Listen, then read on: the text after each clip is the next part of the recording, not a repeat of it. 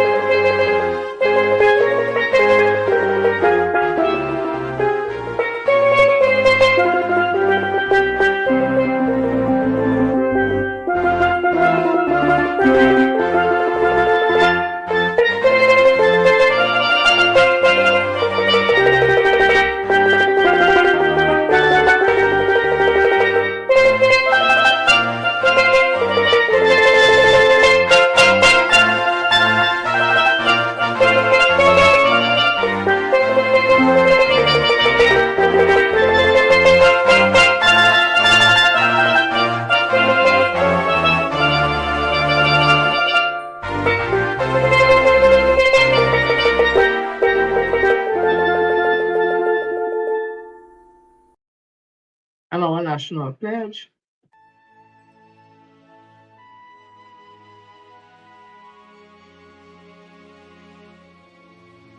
I solemnly pledge to dedicate my life to the service of my God and my country. I will honor my parents, my teachers, my leaders, and my elders, and those in authority. I will be clean and honest in all my thoughts, my words, and my deeds. I will strive in everything I do to work together with my fellow men of every creed and race for the greater happiness of all and the honor and glory of my country.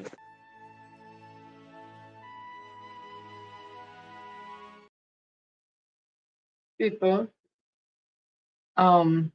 those who are stuck in the flood waters, those who and we show me yet, I hope you all have some internet, something, the radio, something to keep you all, a company while you're stuck. I know somebody was in traffic for 3 hours. I myself today, I'm in Port of Spain area, because I was waiting on transport. Somebody's come to pick me up. It was a whole nightmare. But what is ironic to me, if the PNM was in office, you would hear all kind of thing about Ron Sinanan, who was the Minister of Works. You would hear anything about Rowley and the PNM government, how they're wicked and so much years with flooding. They can't do nothing now, they do the money. But it's ironic, we have been having floods regularly this year. Nobody has complained and say it's Khadija Amin, the Minister of Works. Nothing, just silence, and everybody is saying, well, the flood waters, and we could try to get it on. Nobody is saying it's the government fault.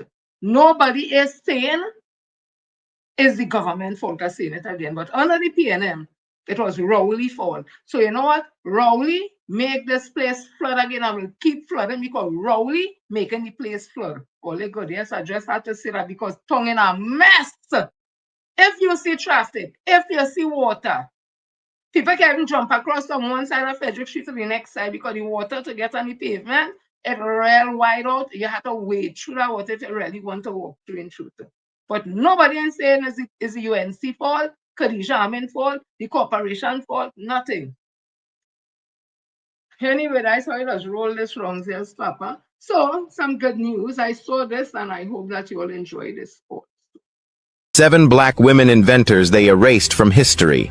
Sarah Boone, born enslaved, taught herself to read at 40, then patented the modern ironing board in 1892. You use her design every time you press clothes. Mary Kenner invented the sanitary belt in 1957, the foundation of modern menstrual products. Companies rejected her idea when they discovered she was black. Patricia Bath created laser cataract surgery in 1988, becoming the first black woman doctor to receive a medical patent.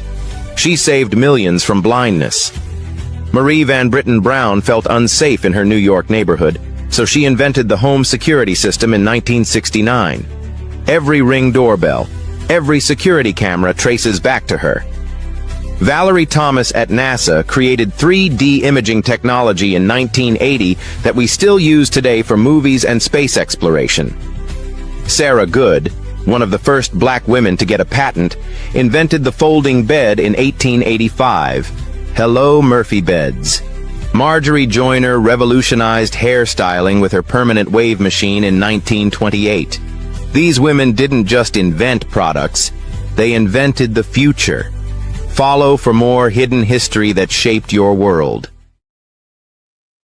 So that is some history there, and I'm sure it's what we didn't know. I myself wasn't aware, and I don't doubt it, because a lot of the invention, things that we take for granted that was invented by persons, Caucasian persons, really is persons of African descent who were unable, because of enslavement and coming out of that, to get a patent for their products and their inventions. So let me continue. I saw this also and it just warmed my heart. Although it's not from Trinidad, but at the end of the day, kindness and empathy is all over the world. All people empathize and sympathize with people. It's a human thing. How you doing? Not good? Is there anything I can get for you? Anything helps, whatever you can get. I'm homeless too. I got like $10. These your kids?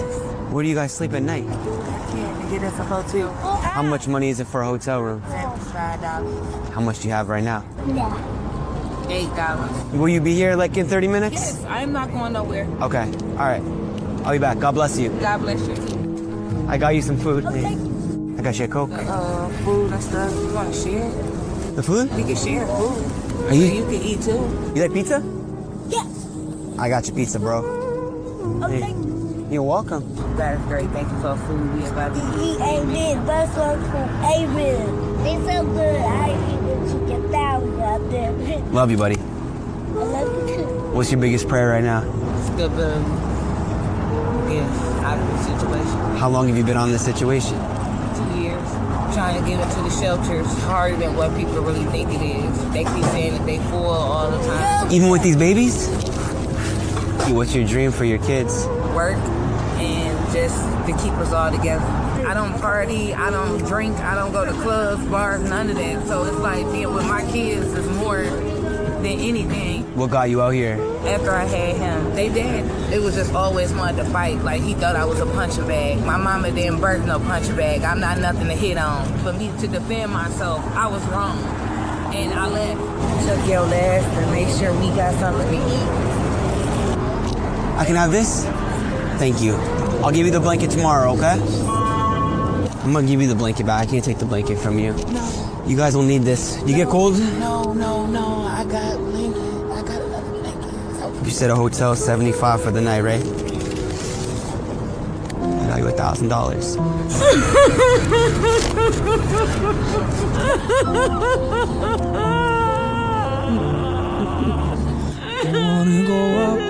You can get a hotel for the week and get back on your feet. Nobody understand how tired I am. I'm so tired of this.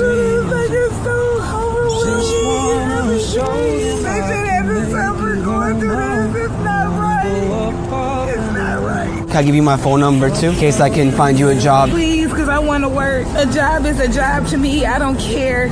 Bye, little man. No, we don't never say bye. We always say see you later. See you later. Love you. Love you too. That wasn't Trinidad and Tobago, the Caribbean. That's America. The country that we feel is honey and milk and everything is all right. She's homeless on the street. She's about 2 years now with her child. Yeah.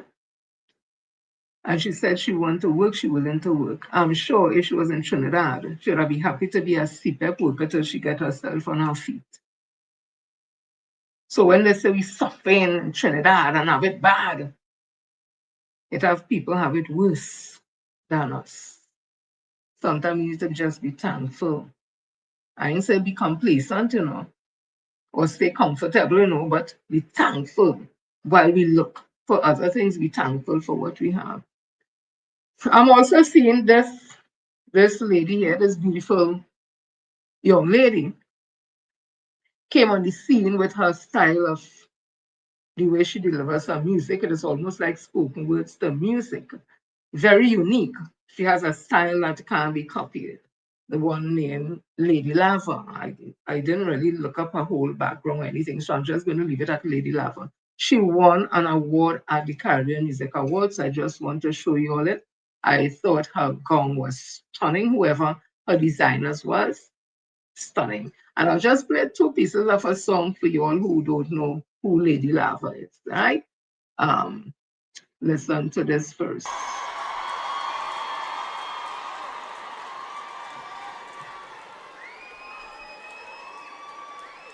Thank you very much. I'd like to say thank you, most and foremost, to God, because He know the time that it took for me to marinate my career and my journey. I'd like to say thank you to my family, my friends, and my wonderful team for always sticking together, whether it's hard or not. Trinidad and Tobago, love.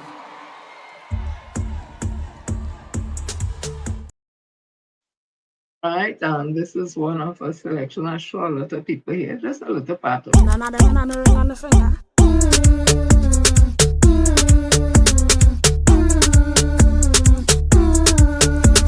I show outside with my girls this summer. You don't have a ring, then you don't have a mister.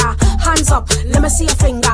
Up, let me see your finger. You don't have a ring, girl, bend for the camera. You to bend, you to bend, you to bend, you to bend, you to bend, you to bend. You don't have a ring, girl, bend for the camera. You to bend, you to bend, you to bend, you to bend, you to bend, you to bend. You don't have a ring, girl, bend for the camera. But my man and my man and my man and my man and my man, girl, stop that shit now. But my man and my man and my man and my man and my man, girl, show me your finger. But my man and my man and my man and my man and my man, girl, stop that shit now. But my man and my man and my man and my man and my man, girl, show me your finger. Don't let him chain up your head and a sister. If he love his ring on the finger, he will turn you, he will twist you, he will jam you, but never post you. He will make sure the pink in you hold on. You serious and you wanna have fun. He having fun with the child mother. Like 2 house down, fun with the neighbor. Then this next girl buying him data. She tell she man, your man is the driver. Whole time he's living inside her. Whole time he's living inside her. Show outside with my girls this summer.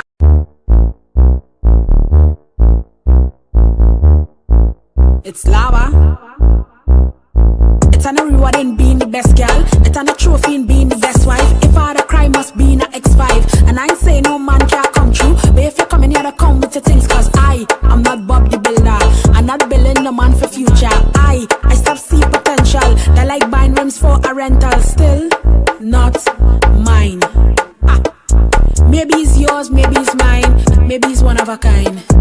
You are the up, but maybe next time. You are the punk, but maybe next time. Wrong, down, wrong, but maybe next time. You are my come, but maybe next time. Still not mine. Not all of them, but some of them. Help a man, he'll fuck your friend. Show you how the story end. I know you can't leave cause the love strong. 5 years now, that long. Okay, it's a little raunchy, but that is Bob the Builder, Lady Lava, and ring on your finger, my man, my man, my man, my man. She would have won an award, Caribbean award. So, sister, you keep doing your thing, girl. Some may not like your style, but music is, when Sparrow was singing it back in the day, they love it, Congo Man, and May, and both of them, and so many other things that was so sexual in its connotation. That's just how it goes. So Lady Lava, keep doing what you're doing, girl. Keep reaching for the skies and the stars. And yeah, keep being real. So let me continue one time. I'm seeing here that, we have this situation in this country that our prime minister seemed to feel she as them young people and them may say, if I still use that slang, she's a gangster. She feel she could say all kind of thing, all kind, and this is a joke. Like it's a parlor she running, you know, like is a little 2x4 that she could say anything anyhow and get likes for it. She could get likes for it and applause and emojis and oh my God, she's strong and all that. I don't know if she don't understand or she don't care to understand, or her team just feel that will make them even more popular and people will say, you know what, I'm afraid nobody. I don't know all that. But when it comes to these international things, this is not between Trinidad and Tobago and the little tiff we just have. This is big players in this game, United States of America, Venezuela, all those other countries who are supporting Venezuela, like China and Russia. This ain't no joke. So our Prime Minister continues to say things that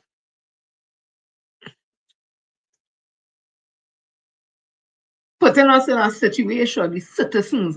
And I just want to say Trinidad and Tobago, the island and the country that is Trinidad and Tobago, is not the same country that is UNC. UNC is a country by itself. Trinidad and Tobago is a next country, a twin island state. UNC is a country by itself. I don't know which part in the Caribbean sea it is, but it's in this side of it. Yeah. I don't know if them is the 50-something state of America, but Trinidad and Tobago is a sovereign country, an independent country. UNC may be a colonized country where they're looking for some white man to run it and to take orders from a white man so them could go ahead with that. Trinidad and Tobago, we have our own constitution, we have independence, we're a republic state. I'm quite sure all citizens, 1.5 million are we. Out of that, I am sure there are thousands and thousands and thousands and thousands and thousands of citizens who do not agree with what the Prime Minister is doing. So this is in the Guardian 21 hours ago. Well, I think it'll be 21 now. Venezuela warns of response in inverted commas if TNT hosts US attacks. The regime of President Nicolas Maduro has warned Trinidad and Tobago and Guyana that they lend themselves to an attack against Venezuela. Let me read it again. The regime of President Nicolas Maduro has warned Trinidad and Tobago and Guyana that if they lend themselves to an attack against Venezuela, they will receive a response. The warning came from Venezuela Defense Minister yesterday evening. Prime Minister Carlos Pesavicesa did not respond to Guardian media's query regarding the Nicolas Maduro regime's reported statement. Other senior government officials said the Prime Minister has made her position clear and has maintained it. They added that the Prime Minister will speak at the United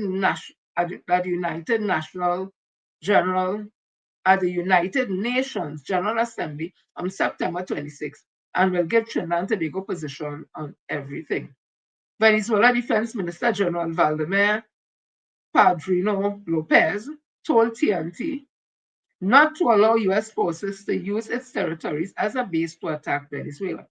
The senior Venezuelan military officials stated that should TNT or Guyana lend their territories to potential US military aggression against Venezuela, they will face a forceful response in legitimate defense. It is necessary to warn that if an attack against Venezuela is launched from these territories, we will respond proportionally in legitimate defense of our sovereignty, Padrino said, accusing both governments of following directives drafted in Washington and aligning themselves with the narrative of US imperialism. Also last night, Eduardo Menomine, editor of La Libertad Media, reported on X that the US Trump administration has identified a bunker belonging to Maduro and Venezuela Minister of Popular Power of Interior or for Interior, Justice and Peace, Diosdado Cabello at Simon Bolivar International Airport. The report provided coordinates and details 5 underground levels, 40 meters deep, including a presidential arrival hall with a living room, barracks, a gym, and oxygen supply for 25 days. It also claimed the facility was guarded by Cuban security, a petty company in the post. TNT, Guyana, and 3 South American countries are part of the U.S. international coalition against drug cartels, which is a focus of its military deployment. Then we have this. This was in Trinidad Express, September the 15th, 2025, 4 hours ago. Well, it's not 4 hours again right now. It says, Venezuelan President Nicolas Maduro says Prime Minister Kamala Persad went crazy, threatening to authorize attacks out of the country's territory on Venezuela. Speaking at a press conference moments ago, Maduro said the Prime Minister's recent statement read like a declaration of war against Venezuela and that he was certain the people of the country were against it. Me is one of the peoples. The Prime Minister of Trinidad and Tobago went crazy. She went crazy because she was threatening that she was going to authorize attacks on Trinidad and Tobago against Venezuela. That is like declaring war against Venezuela, he said. Maduro was asked about a statement by Minister of Defense Vladimir Padrino Lopez, who on Sunday stated that the country would receive a response from Venezuela to any attack carried out in its territories. He said, as its neighboring countries, the two who once he said that as neighboring countries, the two were once a single community, and that relation between the Sucre Island and Twin Islands were cooperative and a brotherhood. It is only now when this lady comes in here. There has never been a governor of Trinidad to threaten a war against Venezuela, he said. He questioned who was whispering in the ears of Persad's predecessor and speculated U.S. involvement. He called on the country to restore respectful relations. Who is behind this? Marco Rubio, of course. The death war and warlord, that is how he is being described. So Trinidad and Tobago, they must impose once more relations of respect, simply as that. They must impose relations of respect. We have defense plan and the armed forces have announced a part of that. We have defense plan that escalate on different lines and Venezuela can be certain that we will guarantee our sovereignty and preserve peace in our country, he said. Padrino, you will receive a response. Speaking in an Instagram post on Sunday, Padrino told the government of Trinidad and Tobago and Guyana to make no mistake. To those who sent a written statement from the United States, I am referring to the governments of the Cooperative Republic of Guyana and the government of Trinidad and Tobago who have played along. I say to you all, if they attack you from your territory, you will also receive a response, and that is legitimate defense. You already know what our profile is regarding respect for the sovereignty of peoples. You already know what our profile is regarding respect for human rights. You know what our profile is regarding respect for international law. You know what our profile is regarding respect for all self-determination of peoples, and you know what our profile is regarding national independence, he said. Following Prime Minister Kamala Persad praise of the U.S. growing military presence in the Caribbean in the past few weeks, Padrino had previously called the government shameless and said that history will not forgive such an alignment. Earlier today, Padrino, in a national broadcast, stated that the U.S. had deployed intelligence aircraft near its territory to gather information in real time. He also condemned an alleged encounter between the U.S. Navy destroyer, the USS Jason Dunham, and a tuna fishing boat off the coast of La Blanquilla Islands, stating that the U.S. did not have authority to carry out this interception. 18 heavily armed hostile men boarded the fishing vessel, targeting the humble fishermen who were duly authorized to fish. The search lasted 8 hours. And curiously, notice the gringos that boarded the ship. They deceived the fishermen. They said they had communication with Caracas because it is supposed to notify us of operation in that nature, he said. of that nature, he said. Last week, after a warning from Venezuelan Vice President Delcy Rodriguez, Basambi Sessa stated that she would do what she has to do to keep the people of the country safe.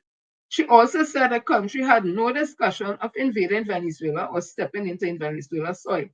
Previously, Basambi Sessa welcomed the U.S. counter-trafficking efforts in the Caribbean, pledging U.S. forces unflinching access to the country's territory in the event of a Venezuelan attack on Guyana. After a Venezuelan boat was struck by the U.S. purportedly carrying 11 alleged drug traffickers 2 weeks ago, she also praised the efforts and said the U.S. forces should kill all drug traffickers violently.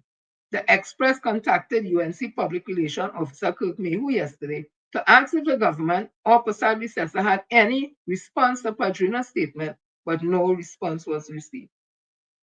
Or they didn't get a response from that to him. He only had mouth to tell African people that we did nothing in this country and that his ancestors here before us. That's what he good at. He can't answer them questions because them, in my opinion, is weak belly. Them is weak belly. He can't answer them questions, but he know how to run up his mouth on people of African descent in this country. This is my opinion, I give him. So when I read this, and this is today, this is happening, eh? So all who's saying that I just go and talk and think talk, I glad for all you. Me saying nothing in this is not just no glad man talk. I see what camera Basambi Sessa and this UNC government doing as glad talk. They talk when you don't drink a shot of punching and you chase it with carry away, chase it with Guinness or something. That kind of talk. I find them talking, in my opinion, them kind of rum talk, you know, sit down by the rum shop and a man say, hey, I feel like a bit too. And you do. That is rum talk to me and gambad talk. You see where Maduro and them talking there? Them things serious. I want a little listen to this gentleman. He said that he was in the army. I think he said he was in the army. Just listen to him. Or they might know who he is. I think I saw a video with him and he had mentioned something to that fact. Listen to this, please. Trinidad and Tobago, and the world by extension, wherever this video reach here. So I got up this morning to hear the news stating that President Maduro is saying that, hey, Trinidad, well, they're going to get a response. So let me break it down for you. A response does not mean he gonna say, oh, let's stop it now. Or let's stay out of this now. That is not what a response means in a military conversation. There's something called, the last time I talked about a decapitated strike, and people don't get to understand what it is. Now, something called getting a response means something called a cross-border strike. If you don't know what a cross-border strike is, a cross-border strike is get in and get out. Because we have a prime minister that talking gangster talk. You strike a scratch bomb, you throw it in Tetron going through. You strike a scratch bomb, you throw it in Ogden going through. You throw it in Komoto going through. We cannot handle a cross-border strike. We cannot handle it. We cannot handle nothing, as a matter of fact. Our military or defense force together combined, police and soldiers, everybody combined. If it's 8,000 or 10,000, I could be wrong, correct me. But the military is not much. And it's not a military we have something called a defense force. You think these fellas can handle that? This man is serious, you know. And people only studying, well, we have the backings of Donald Trump. We have the backings of Donald Trump. When the police reach on the scene, is because the crime already took place. Or they're not understanding. Or they're not understanding, you know. This is seriousness, you know. And then so it'll go over people's head again and say, Ola saying this and Ola saying that. Ola does only say what he sees and what is on his mind. And some just want to vex for that. This is not no games.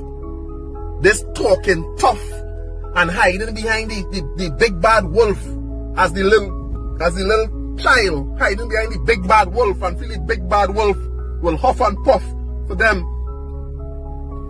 What they don't know what it is all they're doing. What they don't know what it is all they're doing. We are just a dot here. Well, they continue. Right? I think he goes by the name of Ola. And listen to this familiar voice here also. So everything is a give for some people, you know. Prime Minister Keith Rowley has drawn a line in the sand, framing a fundamental question of national identity and sovereignty. He accuses the opposition of what he calls an unpatriotic folly, of actively undermining the nation's diplomatic stance, and, more critically, its commitment to the Caribbean as a zone of peace. The context is the approach of a U.S. Armada and the long-standing volatile situation in Venezuela. Rowley's position is that Trinidad and Tobago's interest lies in steadfast diplomacy, not in aligning with external forces that advocate for regime change. His most severe accusation is that the opposition didn't just disagree with his government's policy, but that they supported international sanctions against their own prime minister and ministers. Pause for a half beat, letting that point sink in. So, the question he leaves with the public is this. In an increasingly complex geopolitical world, where small nations are often pawns in larger games, is our path one of sovereign thought, of careful, independent diplomacy in the interest of Trinidad and Tobago? Or do we follow what he frames as a dangerous course, one that prioritizes foreign allegiance over national self-interest? This isn't just political theater. This is a debate about who we are as a nation on the world stage.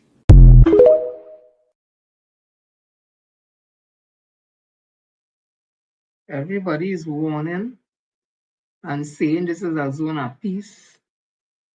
We're not ready for that type of military action.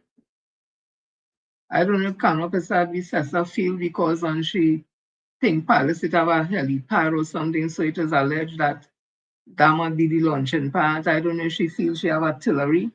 I don't know if she feel that she and Barry, but because I'm gonna tell you, who they going and get to go and stand up to stand up against Venezuela? And who? Just who live along the way and penal? Or they come in East-West corridor for the urban youth? The urban youth who always say, who the pundits say, targeting people in Aranguez, is them all they coming to look for? Who are they coming to look for? Eh?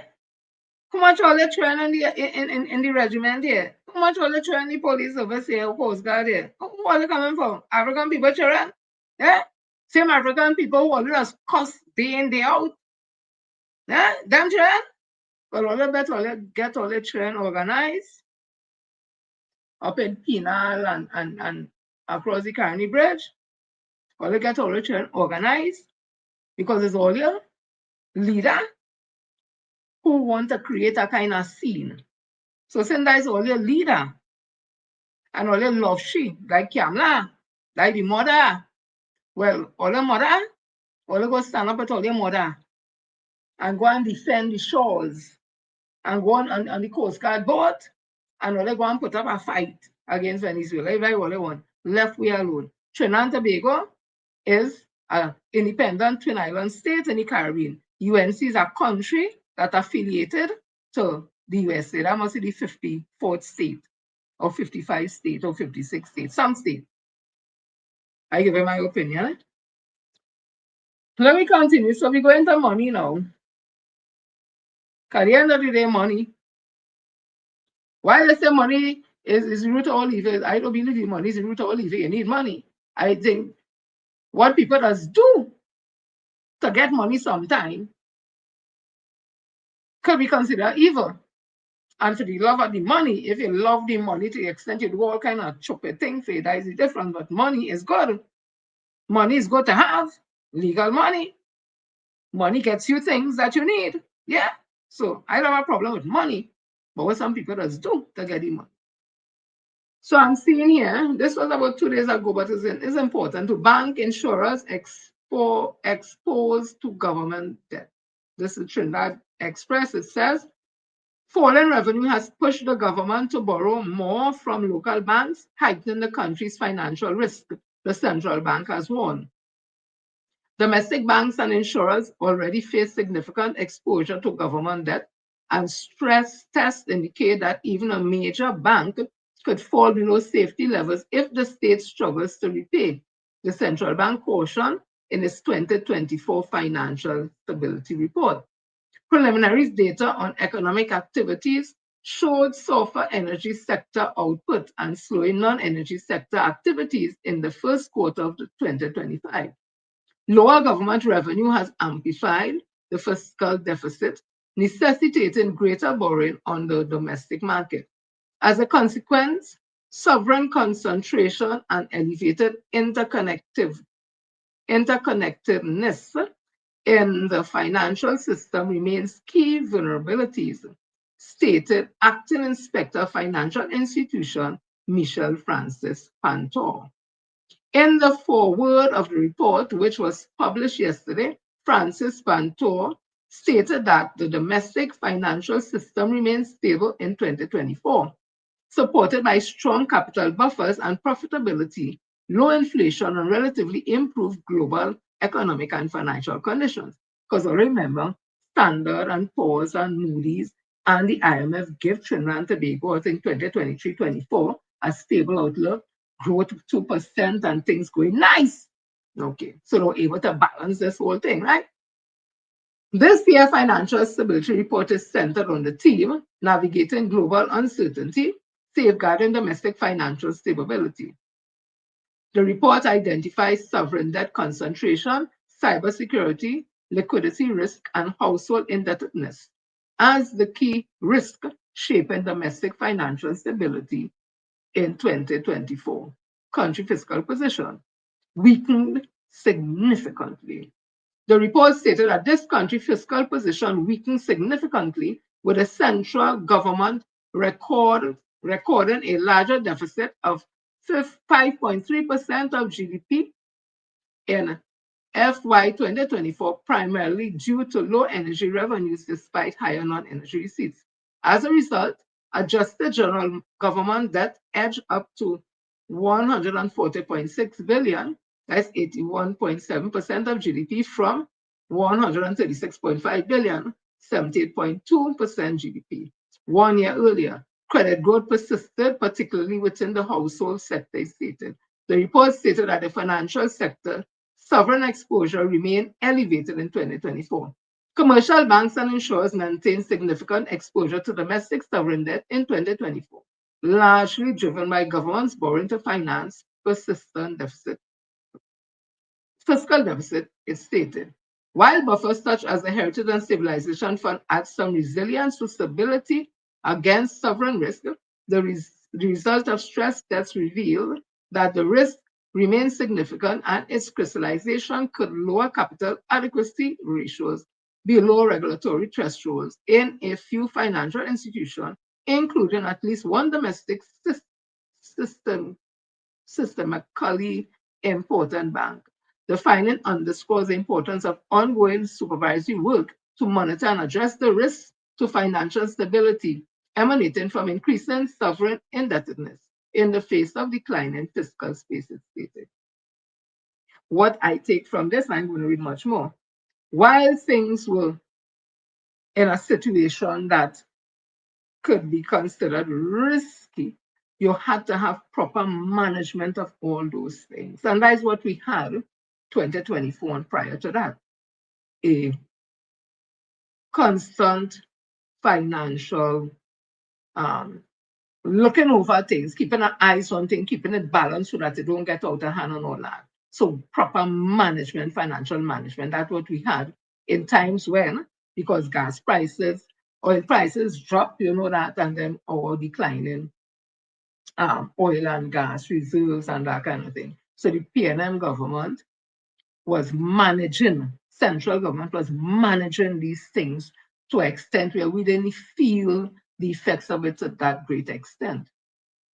In come 2025 and this new government who does not, in my opinion, have that managerial, financial managerial skills. They know how to manage the country when it's full of money. 2010 to 15, they had a good time because oil prices was over $100 and something dollars a barrel, US dollars a barrel. So money was flowing. It's only in 2015 when the PNM came into office in September after the UNC stayed 5 years, 3 months, and 14 days over the constitutionally elected time to have an election, that the central bank governor, Joala Rambarat, and the time come and tell this incoming government in 2050, hey, we're in a recession since whatever. We have already met three something decline or whatever it is. So the country was in a recession by 2015. The central bank never tell nobody nothing. By that time, oil prices and gas prices started to drop again. So all the eating and the drinking, I mean, since 10, 11, 12, 13, 14, started decline. So imagine now a UNC government coming back now into office. And the kind of money it had back in 10 to 14, piece of 15, they don't have that again. So everything going to be glaring. They can't manage anything. I hear people are not getting the salaries on time. Some public officers are not getting the salaries on time. The government fighting to pay bills. It is alleged that the banks ain't lending them no money because they can't pay back. We hear and talk about, I don't know, true cannabis services are going up to America when she going to talk to this UN thing, but to collect some check, some 90-something $million check from the Chinese. I don't know if these things are true, but they're looking for money. Right? They're looking for money because it ain't have money. They come back in this wrongs and things is not how they left it because the money ain't all there, but the PNM was managing the whole thing good. So I'm seeing here, this is something, these are two people I like to read this stuff. Michael Edmond Dihani, and then I see Lennox Shamchoy. I love the writing, so I'm going to read something from Mr. Dihani. It says here, they are all saying the same thing, just different accents. So, Emil Elias steps up as the technocrat in chief and tells the country the obvious. Our peg is rotten, the central bank must be allowed to manage a float, and the market is already pricing a TT dollar closer to $9 to US $1. That's not theater, it's arithmetic. The official rate sits at $6.80 TT, yet businesses quietly trade at $7.50 to $8 TT. We pretend the peg still works while the gap widens. Elias' prescription, the value, let the price clear, is blunt. Painful, yes, but a recognition of reality. Gary Aboud comes back with his sermon. He says evaluation is betrayal. The poor gets crushed, small businesses collapse, the rich crash out, and wire profits abroad. And he lands a blow when he points to Elias' offshore interest and history of fat government contracts. But Aboud's outrage doubles as protection, not just of the people, but of the arrangement that keep his class afloat. Then Philip Edward Alexander, Junior Minister of Housing, barrels in.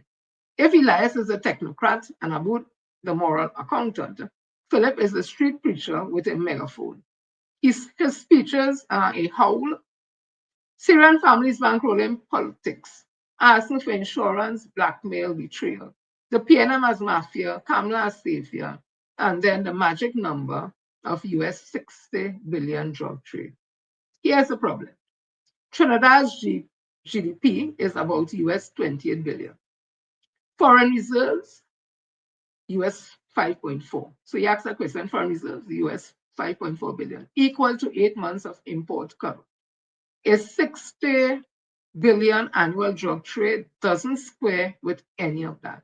At best, it's cumulative over the years. At worst, it's theater. A number shouted to stun, not to explain. You don't need a calculator to see the scale of the exaggeration. And that's the point. The fury is useful. It keeps attention on visible villains, the Syrian 1%, instead of on the mechanism that actually decide who gets scarce US dollars at the official rate. and who is forced to buy at a black market price, and which firms can repatriate profits while others queue. This ethnic scapegoating has history. Syrian Lebanese families did control major sectors decades back, and their visibility makes them easy targets. But do they control forex allocation today? The evidence is murky. What we do know is that the reserves are falling, import bills rising, and the peg itself already cracking. That's the dull technical truth. The danger is that Kamala, who should be leveling with the country about reserves, imports, and parallel markets, instead finds it convenient to let Philip Fury run cover for her. He shouts corruption and betrayal. She looks steady by comparison, but without a technocratic spine, without institutions strong enough to explain and enforce the pain, what we will get is more theater while the economy quietly bleeds. Final note. Elias named in the problem, Abu wrapped in the outrage, and Alexander set it on fire. Only one of them admitted the peg is there, and none explained how to build the institutions we'll need when it finally collapses. I saw the Exim Bank, excuse me, would have named some companies, and what I gathered from it that have been getting forex, a lot of forex. And in those companies' name, a lot of them are owned by people of East Indian descent. I said, excuse me.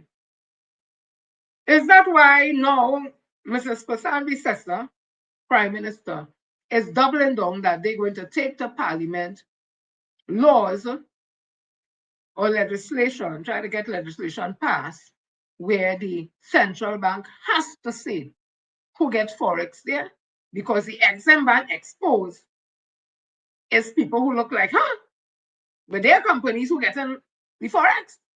So is it now she wants to go and see, because remember they talk it had a forex cartel, and that somebody PNM involved in that. And once it's a PNM, it automatically you're talking about African people, and just like to say the PNM that's catered to the 1% the Syrian Lebanese community. So is that why there's such a push? Now that they're going to talk to get legislation so that the central bank have to reveal who gets forex there, because they put Larry Hawaii there, and Larry Hawaii come out and say he ain't seen no evidence and no forex cartel, and he explained the thing, but like that he sued them. So they're saying if he not because he see it, it means that it don't exist. Look now. All they put him there and all they don't expect him to say that, but the man must get older now and say, you see me? Me ain't going out with no kind of thing on my head, and I doing what I had to do. I doing my work. That's just my opinion. So we're gonna move on to, because I come into the whole European CPEP. That is still a factor because we're talking money, we're talking the economy, we're talking about people at the lower end of the society who are keeping up the street economy, the market, the entrepreneurs selling on the street and all them things, them little small supermarkets, small store and things. It's them CPEP and European deforestation and them daily paid workers and stuff that keep the economy pumping, because every 2 weeks them spending money. Or if they're getting paid daily, they're spending money. Now the whole economy dead. It's a monthly thing here now. And then if monthly paid workers starting to get problems to get their money, oh God, oh my. That is our next piece of bacchanal. So I see this here by Lennox Shamshoy, Troy, and it says here the UNC firing on non-political professionals are destroying the fabric of our society. A government that is willing to squander taxpayers' money just to carry out its vindictive and retribution policies will eventually feel the wrath of the people. First, it was the governor of the central bank, Dr. Alvin Hilaire. Now it is the chief medical officer, Dr. Roshan Parasam, whose head will soon be put on the government's chopping block. What are the crimes that they are being made into political bullies by our incompetent government? It is no secret their removal are driven by political motives and vindictiveness and cronyism. That is to say, political partisanship driven by a vindictive prime minister whose only objective is to surround herself with the most incompetent political hacks and people who own their position of power to her, who owe their position of power to her. In the case of Dr. Hilaire, we have seen this movie before. It was a case of the dismissal of the then governor of the central bank, Dr. Eric Bob, a highly qualified and respected economist and central banker. It was under the Nara government. Can anyone forget what happened to that regime? Dr. Hilaire was going to be rewarded with a large monetary compensation package, just like former central bank governor Joella Rambaran, who was also fired for political reasons. Dr. Hilaire is a renowned economist and central banker with vast and international experience. He was fired by Kamala Prasad Bissessa because he could not name, or he would not name the cartel, inverted commas, whom she claimed received the bulk of forex disbursement. His replacement is Larry Hawaii, whose main experience has been as a commercial banker. However, to Kamala and the UNC chairman, Mr. Hawaii also made it clear that he was not going to name those firms who received foreign exchange.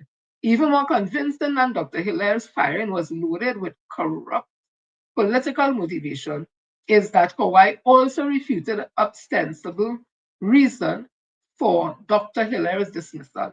There was no cartel. In the instance of Dr. Parasram, it is human work he was doing during the COVID-19 pandemic for his saving of many lives and containing the virus. He was condemned and praised locally, and he was commended and praised locally and internationally. He also deservedly received our nation's highest award. Now some political ingrates are trying to lower his esteem and denigrate his reputation with their political pettiness and vindictiveness. Worst of all, by a woman who has no medical experience and who believed that sunshine was the ultimate antidote for the virus.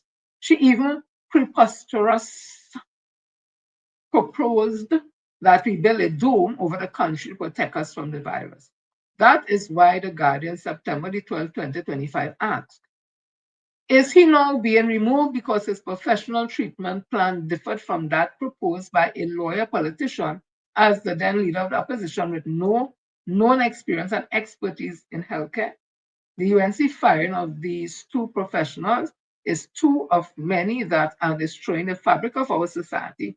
It is counter-intrusive to good governance.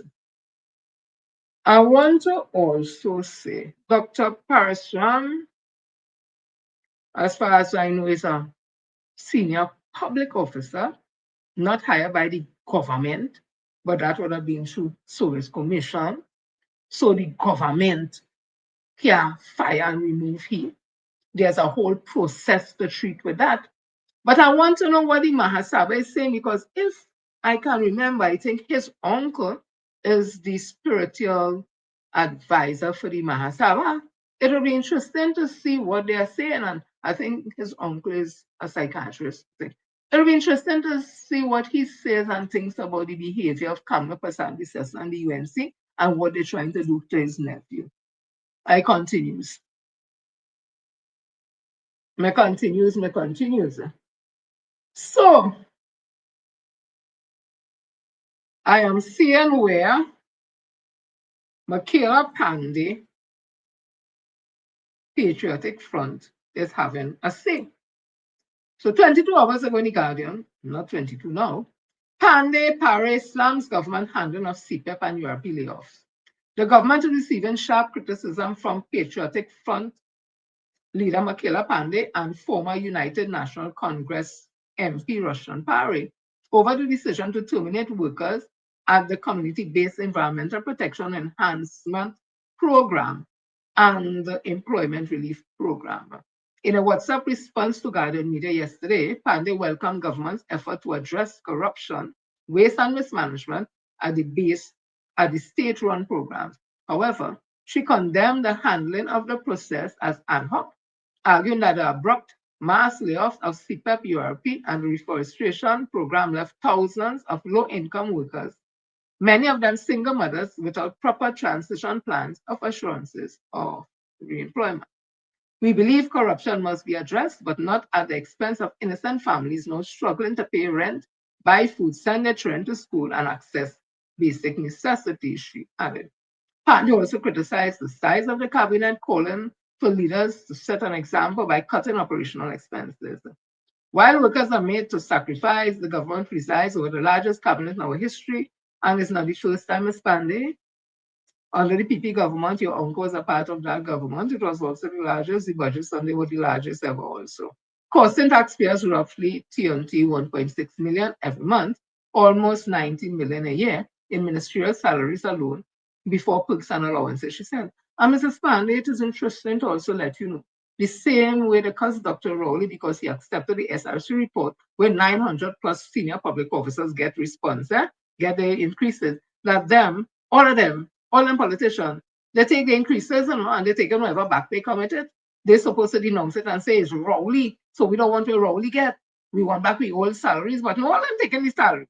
But I want to also mention in 2013 when the SRE came to the opposition, came to the government at the time, Canada Services and the PP government. They send the SRC back in, they find out money was too small, even calling them up, putting the voice as opposition. The money too small, that money too small. I put it my way. The money too small. And the SRC was told to go back and come again with something. Well, they come again. And Dr. Keith Christopher Rowley said, okay, I'm taking it. But it's not for I alone, I'm taking it. It's for all them politicians and them. And 900 plus senior public officers. They don't talk that back. Anywho, I'm reading this whole thing. The Facebook post, in a Facebook post, Parry also supported rooting out corruption but condemned the outright closure of the program. He argued that CPEP and URP have strayed from the original mission, becoming political job banks rather than instruments of social and economic empowerment. However, he argued for a more effective way to manage the issues while maintaining jobs for the vulnerable. All of them keep saying, right, that URP strayed from its moral and CPEP strayed from its moral and all that. But the work wasn't get done. The work wasn't being done. So who the workers is the workers who actually doing the physical work on the road and whatever, is them straight from the mandate of URP and CPEP, or is it the contractor and the higher management people? Because CPEP workers was cleaning the place. You could see by them not being the road, they not cleaning place, bush high all over the place looking dirty, looking stink. So them then move from their moorings, them do the work they was hired to do. If it's this street, we cleaning the whole street and cutting bush thing, they do the work. So who it is straight from the moorings? You can't be them workers and them because them they going out there and do the work. Because we see now they're not there, the condition of the place, so we know it's them was keeping the place clean. So I don't understand why it is the workers who doing the dog work outside that all you're victimizing. If all they want to deal with the corruption is not them, you have to go at the management level who doing the hiring and who doing the paying, not the people who doing the work. Work corruption them could be in more than going and do the work when the day comes. And there are hours to do URP work on the road. You can't be 4 o'clock, 5 o'clock in the hot sun, cutting the road and the bush and all them kind of thing. That work is early morning work. All of we know that. So why are we victimizing the ordinary worker? I don't understand that. And then Mr. Dejamin, the Minister of Local Government, they're talking about ghost gang and ghosts in the URP. But the same people they fire, or they find them, so they ain't ghosts. It's the same people they want to say, or they're going to give some type of thing. I don't know if it's food card or whatever. So how the hell are they giving ghosts food card and all that? So I don't get it. What are they talking about? Make it make sense. They can't be ghosts and all they finding them. I want to give them something now. Give them what? You get ghost something? All the stop twisting and conflating this damn thing now, man.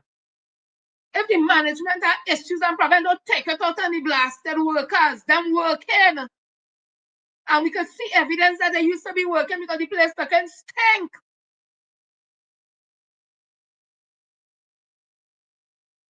I really don't know in this blasted thing. Here is next one.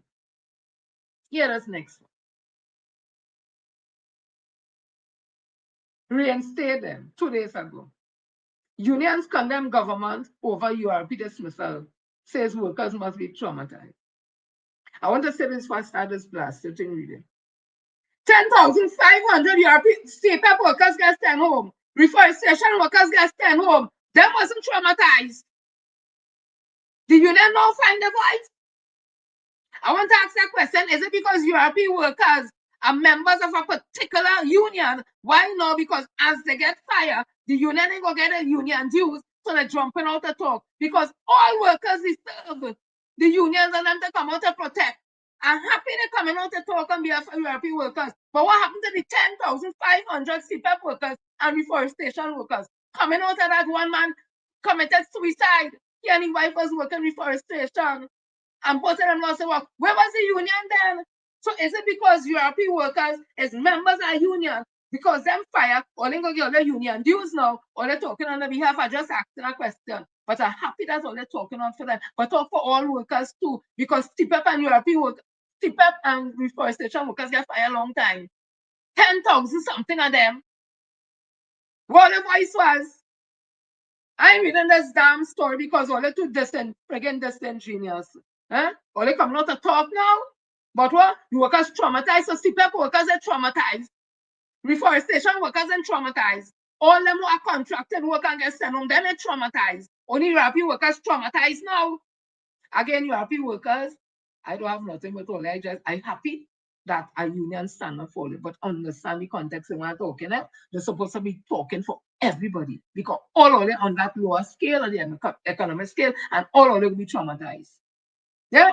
So when this thing I say, and Jenny said, I tell you on the street, I don't talk with water in my mouth. Some spit my fly over, I don't talk with water in my mouth.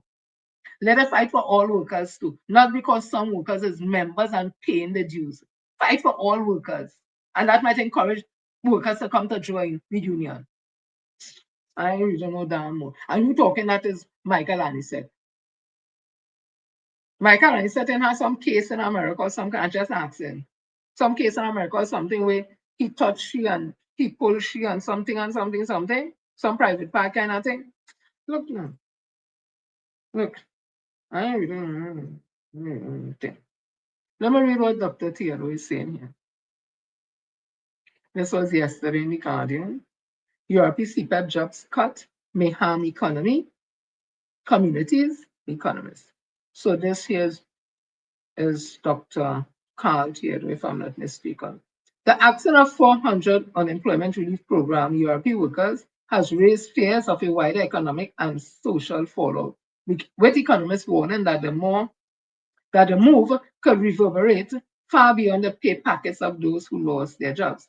Following cuts to the community-based environmental protection enhancement program, CPEP, and reforestation jobs that have supported thousands of low-income households, economists warn the layoff could weaken consumer demand, drive informal hustling, and deepen social and economic fragility in a country still struggling to reduce its dependence on oil and gas. The consequences, experts say, will not be confined to the breadline. Consumer demands will shrink, hustling will multiply on the nation's streets, and the country's chronic dependence on oil and gas will be exposed once more as a dangerous Achilles heel. Last month, the Sunday Guardian revealed that $5.6 billion was spent on Europe between 2010 to 2024. Economist Professor Carl Theodore was blunt. Whenever you interfere with the income of low-income people, you are interfering with the very lifeblood of the economy, he told the Sunday Guardian. Theodore pointed out the well-worn but seldom measured principle of marginal propensity to consume, the idea that those who earn the least spend the most proportionally on local goods and services. Poor people don't sit on money. They spend it on food, transport, small shops, and books for their children. They keep the economy ticking, he said. He noted that while the government has focused on trimming state programs on the ground of inefficiencies or corruption, it may not have calculated aggregate shock. It is not just 400 people in Europe. Add that 10,000 from CPEP, the reforestation cuts and others. You are referring to households that no longer have a reliable income. That is a catastrophic for demand. I ain't saying it over. Theodore predicted a fall in growth in 2025, reversing the modest uptick registered this year. The money these workers earned had a lower import content compared to higher classes. They weren't trying or they weren't flying to Miami with it. They were buying doubles, school uniforms, and paying maxi fares.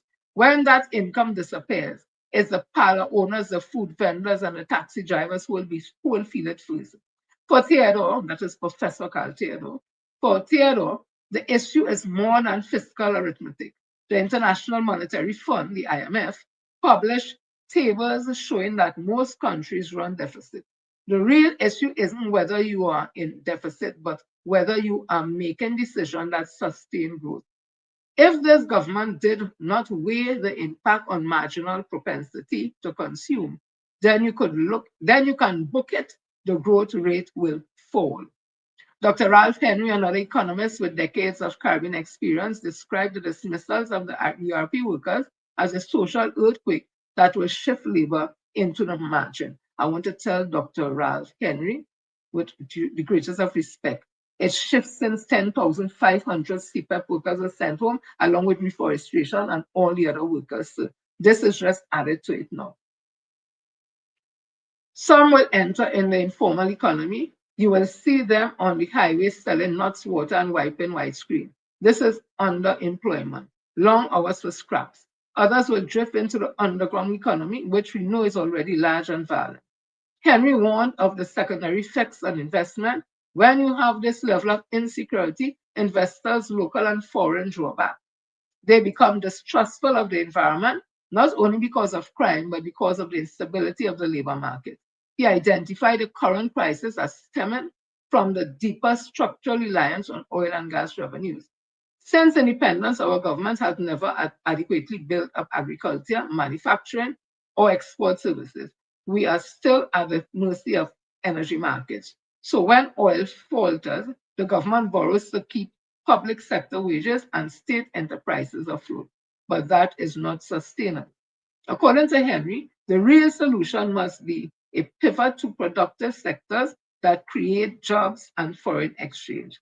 Promote agriculture to reduce our import bill, expand downstream processing to keep value added here, diversify. Otherwise, these cuts in European CPEP are just stopgap measures that push people into hustling and push the country deeper into dependency.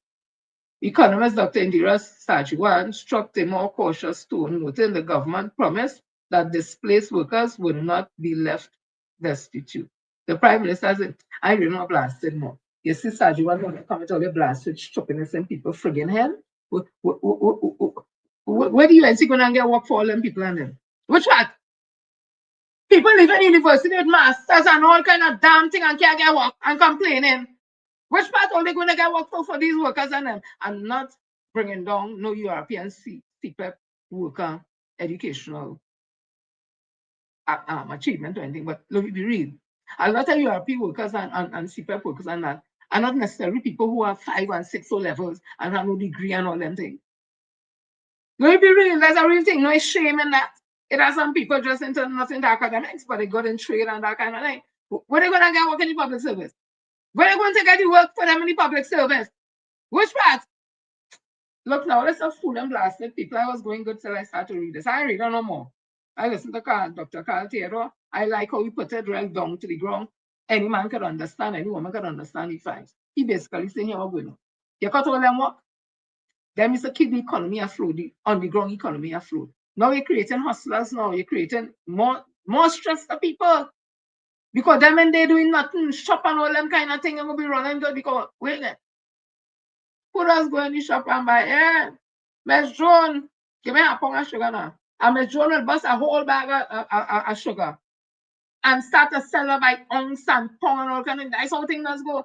I know a shop in the day when I live in Pune. Everything selling by the ounce. You can go and get an ounce of milk, an ounce of cocoa, an ounce of Ovaltine, an ounce of Milo, an ounce of this, an ounce of cheese. Listen to me now. You're going there with $10 and they come there with a good breakfast. People who in Pune would know that shop I talking about. I don't know if that's still doing.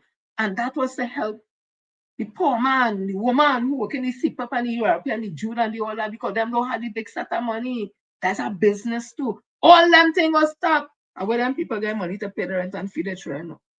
Look.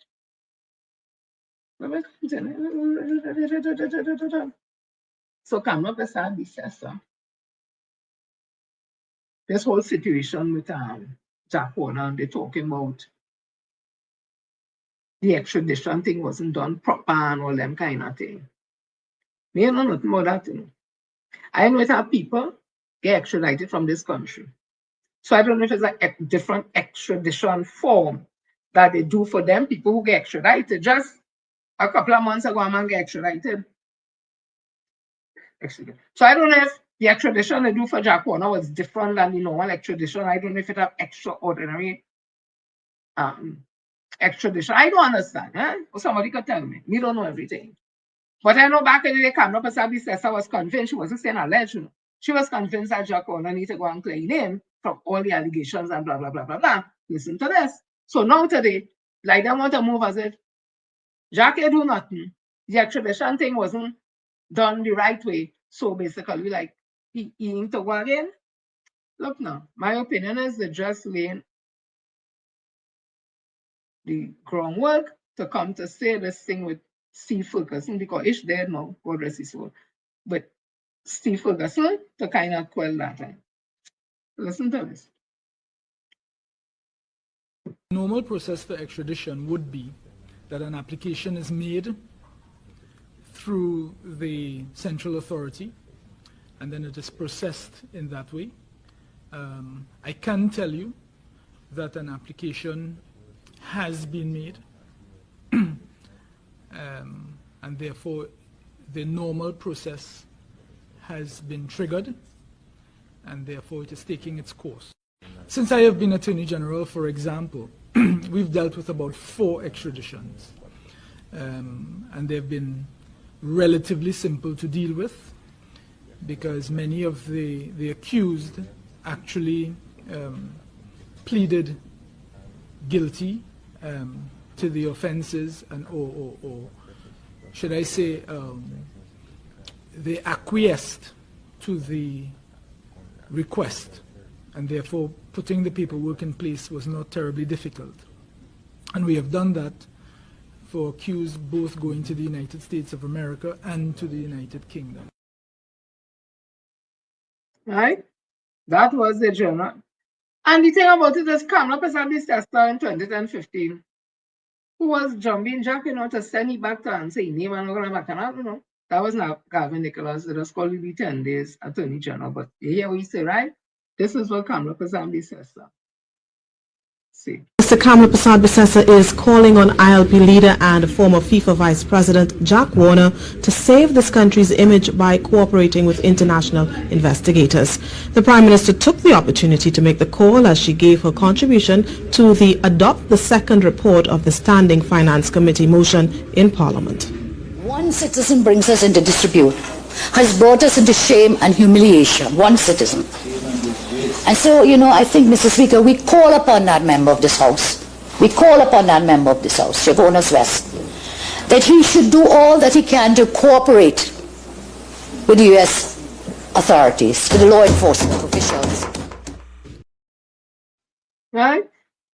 This Kamala Persad said, listen to it again. Me and them people. And I want you to remember, this man is like a jack in a box, who is trying to jump out of the box. And that box is that he must answer for racketeering, he must answer for wire fraud transfer, he must answer for money laundering, and those charges are not by us here. Those charges have come from every country around the world. One thing you have to say about Mr. Warner, he does not discriminate. He took money from every continent in the world, including right here in the Caribbean, from Haiti. Oh, yeah, man. Papa, you watchman, if them tell me run, I standing up. That's who running the country now. Is them who they do the thing for Jack to go? She say he take money from every country, even take from Haiti, She says alleged, She said with a certainty. Now today, the Attorney General talking about, the extradition thing. like I didn't do proper or something, I put it in my way. I don't always use the words them use. You know, I on the ground, I say, we talk the thing, T-I-N-G thing. So I talking straight thing, right? Now they want to move as if Jack one.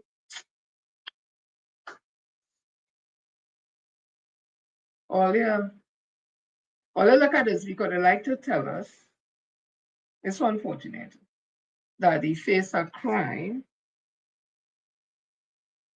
is that of people of African descent, right? I don't do this video. I see someone on Facebook says not me, say. I don't know who's the person to the video. Well, look at this. This is not crime. I just answered a question. I don't. Morning. I'm tired. Tell this driver here. Tired. Watch him. I'm tired. Tell this driver. I talk. How much time I talk to you, short man? How much time I talk? No. How much time I talk to you?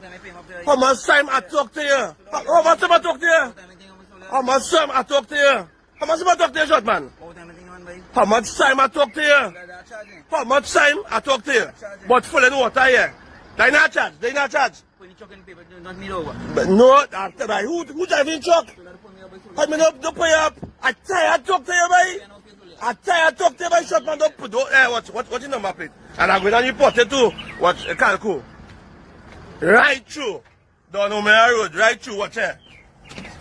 Watch. Is a wrench. The man using on the government thing. Watch. I tired talk to him. I talk to him about 5 times already. I talked to you about 5 times. Short man, watch them. Watch. I talk to him, I short man, boy. I talk to you. Tell my lie, tell my lie. Tell my lie now. No, tell my lie. Say why you never talk to me. Tell me that. Tell me I never talk to you. Tell me that now. How much have I talk to you? I never say no working. How much time I talk to you? She's not my plate yet.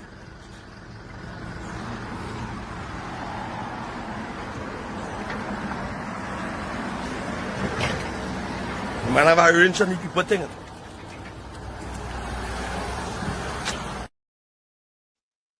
Well, but I get tired here. He say he tired talk to you because I don't get tired.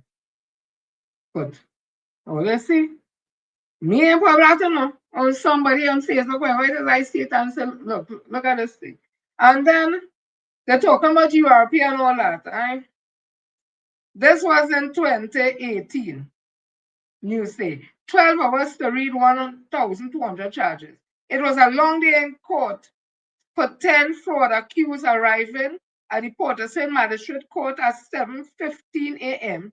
yesterday and leaving shortly before 7 p.m. It took at least 3 magistrates to read the accused 1,200 charges of fraud arising from an alleged incident in which they swindled $22.5 million from the San Juan Laventon Regional Corporation, that is SJLRC, over a 7-year period. So if it's 2018, 7-year period will be, only count it now. Count it for me now. 7 years backwards from 2018. So let me see that 2017, 2016, 2015, 2014, 2013, 2012, 2011. Since 2011, this report is saying that these people was involved in corruption and fraud rising out of alleged incident with swindle, the Sour Laventon Regional Corporation at $22.5 million. The accused appeared before Magistrate Kerry Honoré shortly at 9 a.m., jointly charged with the offenses. Because of the amount of charges, Honoré requested that the accused be sent to a different court where the magistrate could read the charges and have them returned to her individually, where the attorneys could make bail application on their behalf. Tarat Ali, 33, of North Avenue, Valson, South, more than 200 charges of conspiracy to defraud and falsifying documents. He is accused of unlawful payment of wages by falsifying payroll documents for salaries from $8,000 to as much as $9,900 and disposing of the cash in smaller sum at Grand Bazaar and Val Park. This was in the news there, Papa. Me to put it there. Let's see the next one. Brandon Delba, 26. Kerwin Charles, 49. Let me see what again. Watch me now. James Roger Julian. Who is the next one, Papa? Oh, God, boy. What the hell is this? Hey. Zahir Mohammed. Oh, God, boy.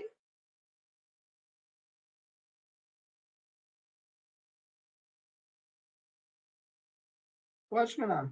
Look, I'm not even. Shadir Mohammed. So that's Zahir Mohammed. Shazir Mohammed. Charged with 100 count of fraud and was granted $2 million bail. Shazir Mohammed of Aston was represented by CJ Williams now charged with more than 100 counts of fraud. Oh God, watch me now, my belly hurt to me. My belly hurt to me. Because they say, wait, is collusion, I'm saying, corruption in URP, corruption in URP. This was the Tower Lavantel Regional Corporation. Let me read that again. And it took managers at least 3 magistrates to read the accused 1,200 charges of fraud arising from an alleged incident in which they swindled $22.5 million from the Tower Regional Lavantel Corporation. And this was in 2018. They said 7 years. 7 years and that. That was under the UNC. That's why Khadija and so sure. It's a corruption. It has to be because look at here. I don't want to hold up my phone to show the people face something I used to do a long time. I get bougie now. I don't have the director do bad in essentially picture. Look at here. Brandon Dilba. All of them look in East India.